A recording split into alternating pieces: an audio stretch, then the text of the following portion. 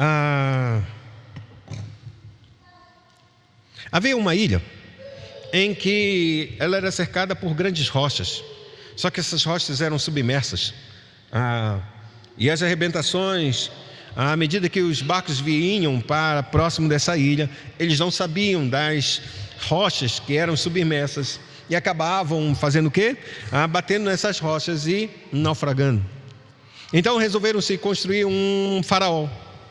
E esse farol ali deveria iluminar para avisar que aqueles transeuntes, os navegantes, os barcos que passavam por lá, não se aproximassem demais da ilha, para que então eles pudessem prosseguir sua viagem em paz e em tranquilidade. Pois os desavisados, os que não conheciam de fato aquela região ou aquelas águas, facilmente contornavam o próximo da ilha e acabavam por afundarem os seus navios e perderem suas cargas, e não poucas vezes até algumas vidas. Então se construiu o farol e colocou um faroleiro para estar ali. E o faroleiro, durante muitos anos, ele sempre ia na tardinha, acendia o seu candeeiro, colocava no farol e ele iluminava a escuridão da noite inteirinha. Ele tinha que estar ali naquele farol e não podia sair daquele farol durante todo o tempo em que aquele farol estivesse iluminando. Então, a partir quase ao amanhecer, então ele apagava o seu farol, descia e voltava para a sua casa. Os anos se passaram e por causa daquela atitude daquele homem que ficava continuamente, todos os dias, acendendo o farol no pôr do sol e no amanhecer do sol, apagava, muitos barcos passaram ilesos e nunca tocaram. Chegou um tempo que esse faroleiro se tornou velho e ele já não podia mais fazer as suas atividades. Então ele chamou o seu filho e disse: meu filho, é necessário que nós continuemos a avisar as pessoas que passam por aqui para não se aproximar da ilha, e só existe um jeito: nós devemos acender as luzes do farol. Então o filho disse: meu pai, assim que o senhor quiser que eu comece a fazer essas mesmas atividades que o senhor faça, eu farei. E então o pai já tinha deixado de pronto aviso e começou a treinar o filho para desempenhar essa mesma função. Embora fosse uma tarefa exatamente, vamos dizer assim, sozinha, solitária, havia um peso e uma responsabilidade muito grande sobre a vida dele, de vidas e mais vidas, apenas acender o seu farol. E assim foi. E o velhinho chegou num dia em que o velhinho não pôde mais andar e não pôde mais fazer a sua atividade, ele estava cansado. E então naquele dia, aquele jovem assumiu o farol. E quando ele assumiu, ele foi o primeiro dia, foi o segundo dia, e passou alguns meses ele acendendo e apagando o farol. Chegou num dia e ele disse: já tem tanto tempo que eu faço isso, há tanto tempo que o meu pai faz isso, há anos e anos, nunca mais teve um naufrágio aqui. Não será porventura que vai acontecer um naufrágio? Então, um determinado dia, ele resolveu dormir e não acendeu o farol como deveria, ou não deveria, ou melhor dizendo, não alimentou o farol com o combustível que deveria ser alimentado para acender suas velas. E então ele dormiu. E naquela noite um navio passou. Ele não conhecia as águas. E o navio afundou. Quando ele acordou de manhã, ele só viu os destroços, alguns corpos na beira da praia. E então ele temeu mais uma vez. E ele percebeu que a responsabilidade dele acender o farol e ser luz, embora fosse solitária e fosse única, ele custou a vida de algumas pessoas. Não somente de coisas, mas a vida de algumas pessoas. Daquele dia em diante, ele nunca mais dormiu. E continuou acendendo o farol, mesmo quando o mar estava tranquilo, mesmo quando não passava nada. Ele continuou em alerta, sempre alimentando o fogo, para que o farol permanecesse aceso durante toda a escuridão da noite. Essa história vai relatar exatamente aquilo que Cristo está dizendo para nós. Domingo passado eu falei que Cristo apontou os seus filhos como se fossem sals na terra. Uma pessoa deveria ser sal nessa terra, e ela tinha uma função muito básica para ser sal nessa terra. Assim como o sal, ele tem a capacidade de segurar e não deteriorar os alimentos, não deixar ele se perder, mas conservar esse alimento. Essa é a função básica de um cristão. Ele deveria conservar verdadeiramente uma vida pura, uma vida santa, uma vida honesta, uma vida justa.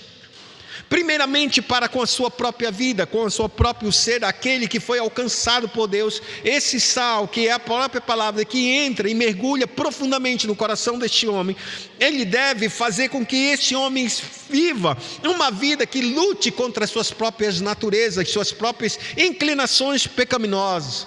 O desejo e o ímpeto de fazer a sua vontade, o desejo e o ímpeto de viver uma vida, como se diz, uma vida louca. A palavra de Deus, o Espírito que habita nele, faz com que ele refreie a sua carne, primeiramente para viver uma vida que agrada a Deus, uma vida que condiz verdadeiramente com o Cristo que o chamou e o salvou. Lembremos que Cristo salvou a nossa vida de um mundo perdido, corrompido e perverso. Não pense que Ele salvou a minha vida ou a sua vida de um mundo, vamos dizer assim, de um paraíso.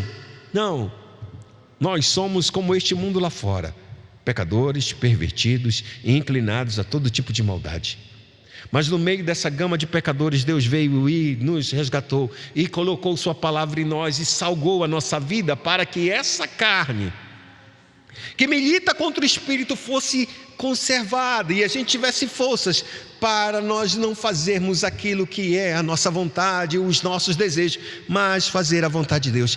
Essa é a primeira parte do sal, conservar a nossa vida íntegra diante de Deus. Mas ao mesmo tempo, Deus não nos tirou dessa terra, então a gente vai estar neste mundo para salgar este mundo, para que quando a gente entre em relações com as pessoas, seja elas quais forem, elas também sintam verdadeiramente a capacidade de como este sal interfere em suas vidas, fazendo com que elas também não sejam deterioradas.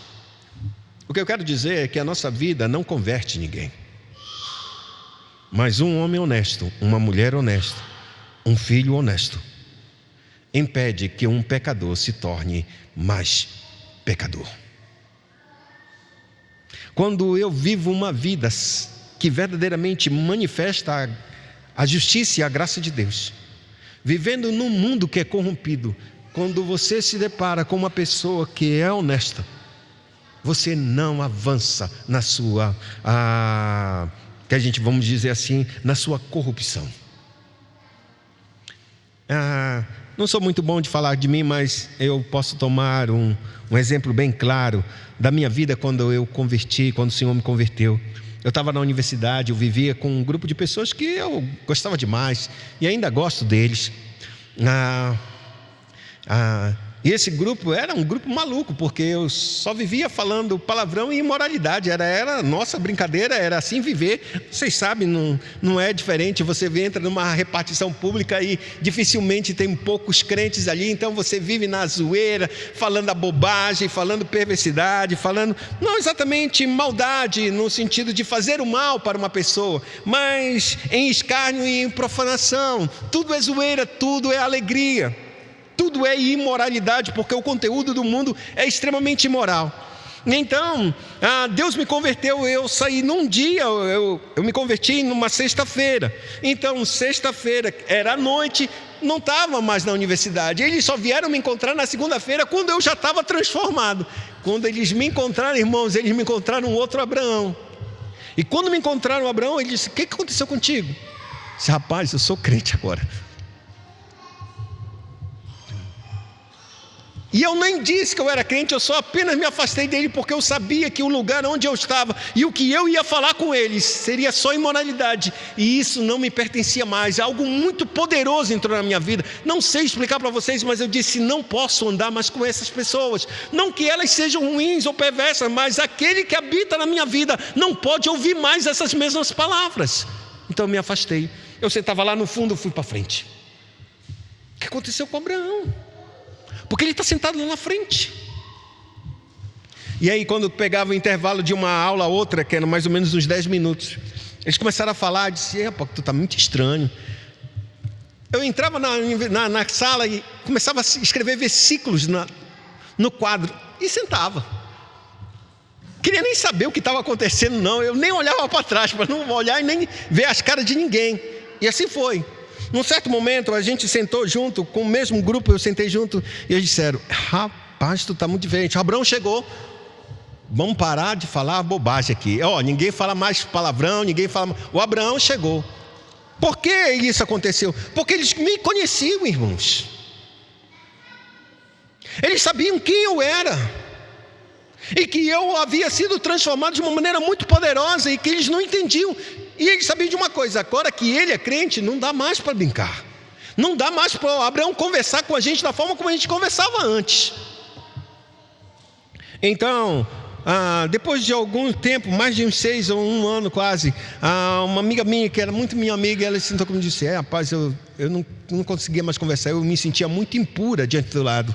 Eu achava que tu achava a gente era muito assim, imundo. Eu disse: não, nunca imaginei isso. Nunca coloquei vocês como se eu sendo melhor e vocês sendo pior, eu sendo tipo bambambam e vocês sendo a escória deste mundo. Não foi assim. É que eu entendo que eu era como vocês e sou como vocês. Mas aquele que está em mim não tem direito de ouvir o que eu ouvia antes.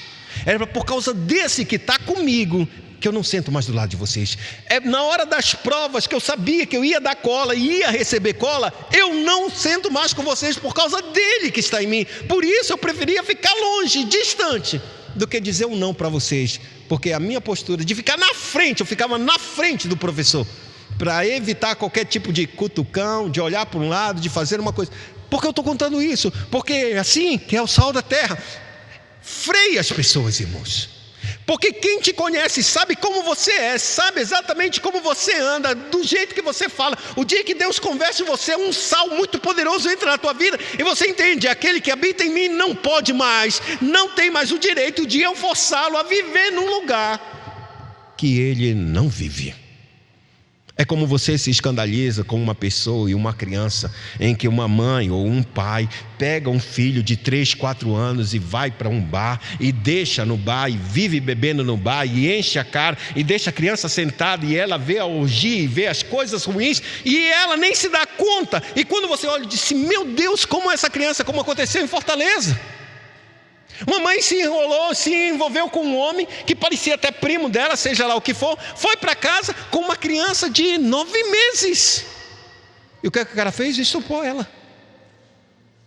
Eu pergunto para vocês: que mãe louca é essa que leva um filho que mal conhece o indivíduo para dentro de um apartamento de um cara, se embebeda, irmãos? Ela dorme, a criança está dormindo também, e os 2 caras fazem o que fazem. Me digo, que tipo de mãe é essa que não entende que essa criança é um inocente e não pode estar num ambiente que é só para adultos e que talvez nem para adulto fosse? Agora eu te pergunto: se a gente pensa dessa forma com essa criança, e a Bíblia diz que são as crianças que são do reino de Deus, como eu posso forçar o Espírito que habita em mim em viver no meio de um povo que só fala imundícia, que vive se corrompendo? Como eu posso prestar a força que o Espírito habitou na minha vida e habita, e ele não vai sair da minha vida só porque eu estou fazendo as coisas erradas rapidamente? Não é assim, não funciona desse jeito. O Espírito habita em nós para nos frear e nos fazer não andar mais nessa mesma linha e nessa mesma marcha, destruindo a nossa vida. É por isso que o Espírito Santo, o apóstolo Paulo fala que não entristeçais o Espírito que habita em vocês, não apagueis a luz de Deus em vocês. Por quê? Porque eu estou forçando o meu espírito, a minha carne, que é onde o Espírito habita, a viver numa vida que Deus não disse para a gente viver, que machuca Ele. E mais ainda, machuca Ele porque está machucando as nossas vidas. Então nós somos esse sal. Esse sal tem essa tarefa negativa verdadeiramente de frear e conservar nossa carne, e ao mesmo tempo frear a iniquidade deste mundo quando nós nos apresentamos a Ele. Nós devemos frear isso. É papel nosso como igreja frear a impureza do mundo, o roubo, a corrupção. Porque se você for real e verdadeira nesse ser sal da terra, aquilo que faz o errado, a pessoa, quando ela te olha, ela vai ter que parar, porque ou ela vai te convencer a ser como ela, ou ela vai parar e não fará isso mais, pelo menos não diante de você. Assim está mostrando no livro de Daniel. Daniel verdadeiramente era um homem que andava com Deus, e os outros companheiros do trabalho dele acham de si: enquanto este homem estiver entre nós, nós não conseguiremos arranjar nenhuma forma de ganhar dinheiro, de roubar o rei, de roubar o imperador. É necessário que a gente faça com que Daniel seja expulso, seja morto, para que então agora a gente pode prevalecer e fazer nos nossos subornos, nossas maracutaias, vamos dizer assim, brasileiramente falando, para que nós venhamos prevalecer. E só quando Daniel foi jogado na cova, eles se satisfizeram e disseram: agora é o fim de Daniel, agora nós iremos prevalecer. Só que a graça de Deus é que Deus não permitiu que Daniel morresse. Mas o ponto não é Daniel morrer e voltar de novo à sua posição. Esse não é o ponto que a Bíblia está escutando. O ponto que a Bíblia está apontando é que Daniel foi verdadeiramente sal naquele mundo. Ele freou a corrupção das pessoas. Porque tem vezes, irmãos, que a gente vai morrer por essa palavra, vai ser expulso, vai ser demitido, para não fazer aquilo que o homem está desejando que a gente venha fazer, aquilo que é errado, e envergonhará o Senhor. Como José falou: como poderei me deitar contigo, mulher? O meu Senhor me deu autoridade para cuidar de todas as coisas, nada está debaixo, acima de mim, a não ser você. E eu não pecaria contra o meu Senhor, nem contra Deus. É o sal, ele freia, ele para, ainda que queira, não consegue, irmão, não consegue. E então Cristo passa para uma segunda etapa e diz exatamente: vocês são a luz deste mundo. Quando o sal, ele é sal, ele consegue frear a nossa própria vida. Nós conseguimos frear nossas próprias carências ou as nossas próprias inclinações malignas. A partir de então, agora a gente se torna como um farol, a gente passa a ser uma luz. E a imagem que ele diz duas imagens. A primeira é: não se pode esconder uma cidade edificada sobre uma montanha. Primeira coisa, quem vai edificar uma cidade, ela tem duas oportunidades de fazer essa edificação: ou ela faz no vale, ou ela faz na montanha. Se ela fizer na montanha, é porque ela quer ser vista. Quem faz uma cidade no vale, ela não quer ser vista. Ela quer ser, vamos dizer, passar despercebida, que ninguém possa notar, que os transeuntes possam atravessar de um lado para o outro e nem saber que existe uma cidade ali. Mas quem faz uma cidade no alto de uma montanha, a primeira coisa que ela quer fazer é dizer: nós precisamos ser vistos, sim. Uma cidade edificada numa montanha, ela quer ser vista, ela quer que as pessoas passem de longe. Olha, existe uma cidade ali, vamos parar. Nós iremos para outra cidade, mas existe uma cidade naquela montanha ali que dá para a gente dar uma paradinha, refazer nossas forças e seguir para a cidade em diante. O que Cristo está apontando para nós é que Deus não nos fez e habitou neste mundo para que nós venhamos viver numa cidade no vale, mas viver numa cidade, numa montanha, para que o mundo veja quem somos nós, para que o mundo veja as nossas obras, para que o mundo saiba que existe verdadeiramente obras tão maravilhosas e gloriosas, como o próprio Cristo diz: se a vossa justiça não exceder em muito a de escribas e fariseus, jamais vocês entrarão no reino de Deus. O que Cristo está apontando para nós é que a nossa vida, uma vez que a gente é sal e que a gente é capaz de frear nossas inclinações e frear as inclinações malignas do mundo, não somente de todos, mas refrear aqueles que entram em contato conosco. Mas existe um ponto positivo quando ele aponta para nós como sendo luz neste mundo. E o ponto positivo é como nós podemos fazer essas obras, como podemos ser justos e honestos e ainda realizar as tarefas que todo mundo realiza. Porque, irmãos, podemos trabalhar na política, podemos ser professores, podemos trabalhar na área da saúde, podemos ser músicos, podemos ser políticos, podemos ser qualquer coisa neste mundo. E todo mundo pode ser qualquer coisa neste mundo. Mas uma coisa é a gente fazer essas coisas, essas tarefas, essas obras, e essas obras chegarem para nós e iluminar as nossas vidas. É a gente realizar as obras deste mundo, as obras de maneira injusta e perversa, com mentira, com dolo, com injustiça. As obras serão vistas. E dessa forma, quando a gente age dessa maneira, Cristo está apontando que os homens devem ver a luz que está em nós. E essas obras brilhem tanto que esses homens glorifiquem a Deus que está no céu, o Pai.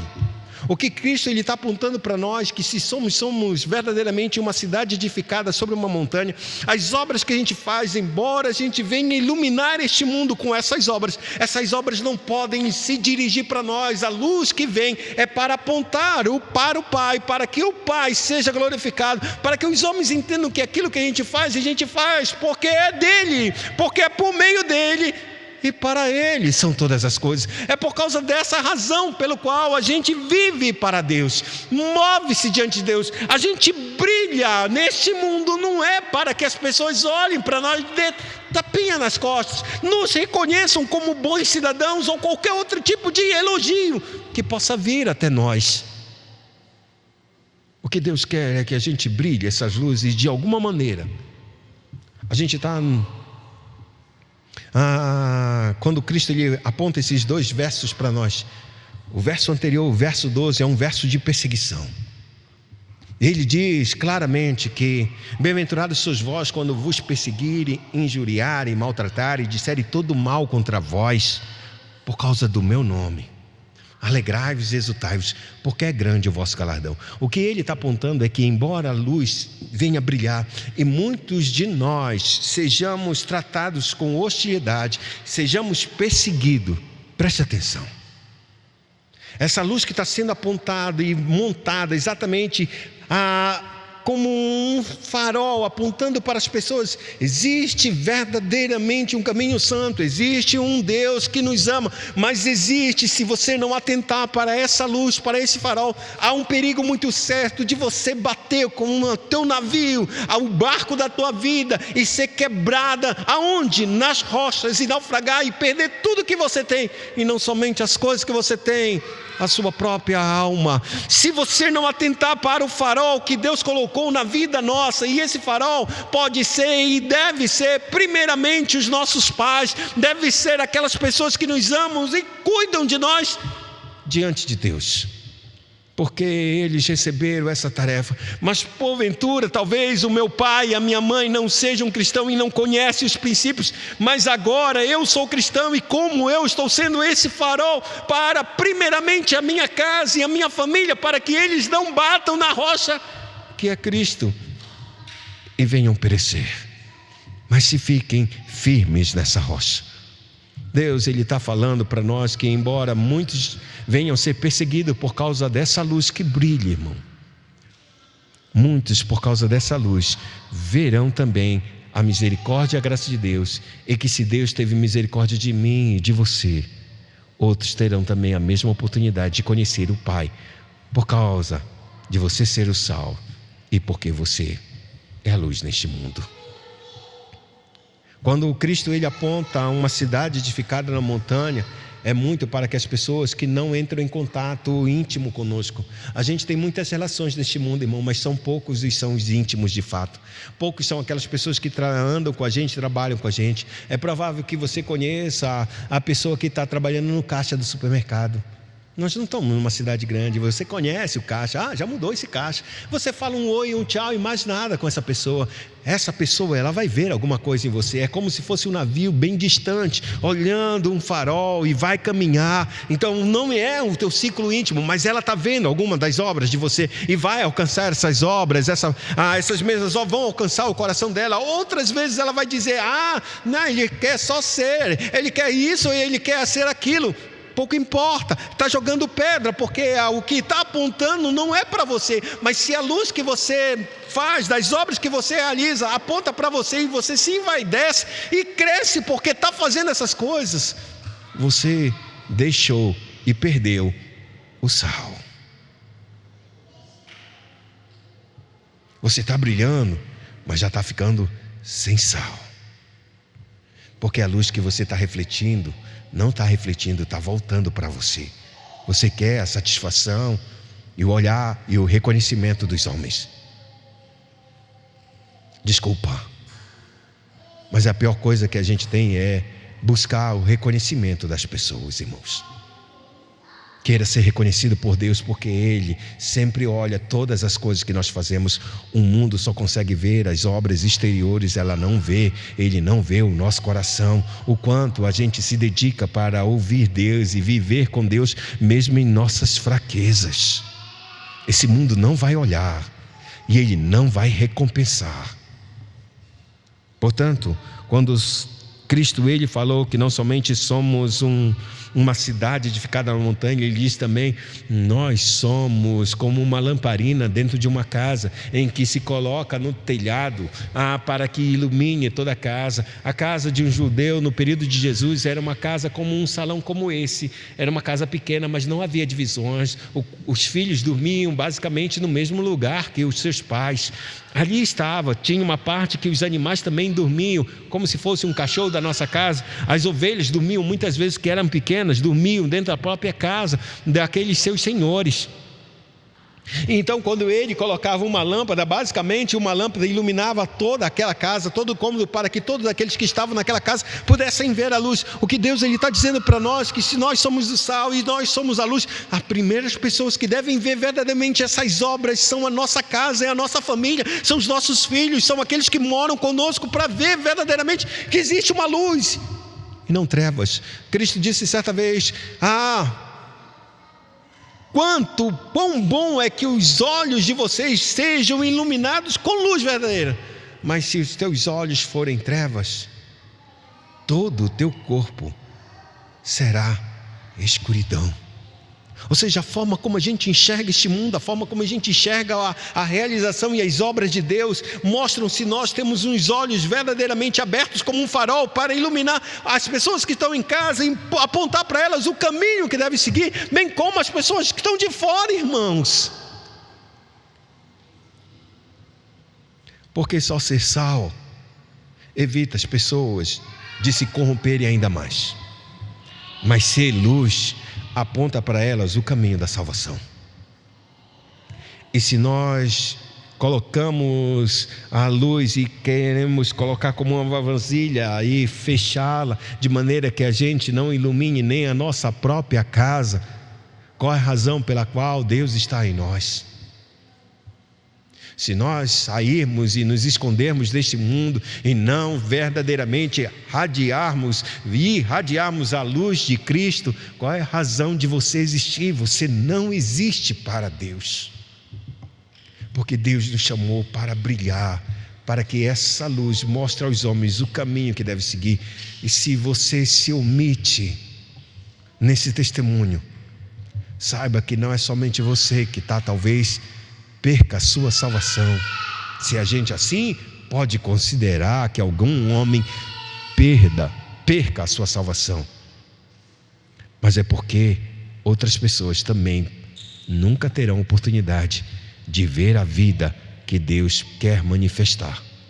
Porque, como disse Jesus, como vocês podem fazer coisas boas se só são ensinados a fazer coisas más? Para que uma pessoa mude de atitude, irmão, ela tem que descobrir que existe um meio uma forma pelo qual de se fazer a coisa certa. E se tudo que ela aprende é fazer a coisa errada, é porque ela nunca viu a luz de Deus na vida de alguém. Incline sua cabeça nessa noite. Deus nos chama para ser sal, mas também para ser luz. Que a nossa luz brilhe como um farol, e então as pessoas possam escapar do perigo que elas estão navegando neste mundo. Porque vai chegar um dia em que esse mundo irá verdadeiramente de encontro com o próprio Deus. E cada um cairá quando irá. Ou a gente vai ao encontro com Deus, ou a gente vai de encontro com Ele, ou seja, um contra o outro. Ir ao encontro é como Cristo disse: naquele dia nós subiremos e encontraremos com o Senhor nos ares e viveremos para sempre com Ele. Nesse mesmo dia o mundo terá um encontro com Deus, e eles entenderão que foi um erro que não poderia ter acontecido em suas vidas. Um erro que custará a sua vida, a eternidade toda. Incline sua cabeça, oremos ao Senhor.